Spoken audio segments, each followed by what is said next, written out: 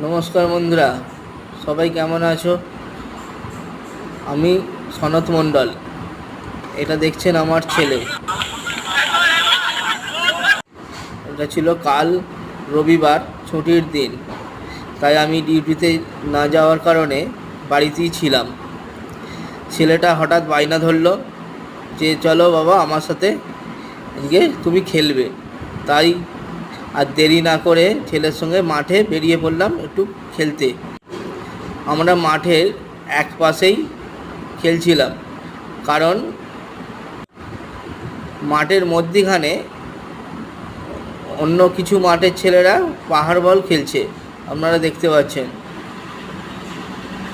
তো সেই জন্য আমরা মাঠের এক পাশেই খেলছি, যাতে ওদের ডিস্টার্ব না হয় বা ওদের বল আমাদের কাছে না আসে বা না লাগে। দেখতে দেখতে আমরা অনেকক্ষণই খেলা হয়েছে। তো বন্ধুরা, তোমাদের বাচ্চারা কার কার সাথে খেলে একটু কমেন্টে জানাবেন। আপনারা জানেন আমাদের ডিউটির কারণে আমরা বাচ্চাদের সাথে সময় দিতে পারি না ততটা।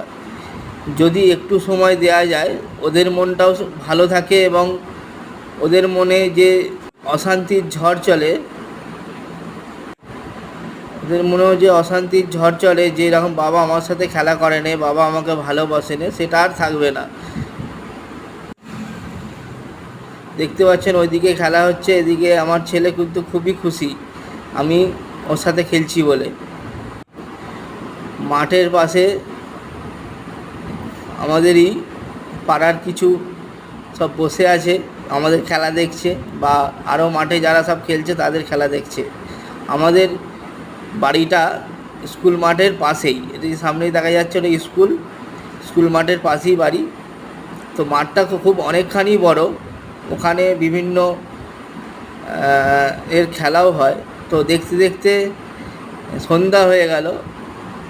তো ছেলে বললো আর খেলবো না, আমিও বললাম আর খেলতে হবে না, সেই জন্য বাড়ি চলে গেলাম। তো বাড়ি যেতে যেতে বলি, যদি ভিডিওটা ভালো লাগে অবশ্যই লাইক, শেয়ার এবং কমেন্ট করবেন। ধন্যবাদ, ভালো থাকবেন সবাই।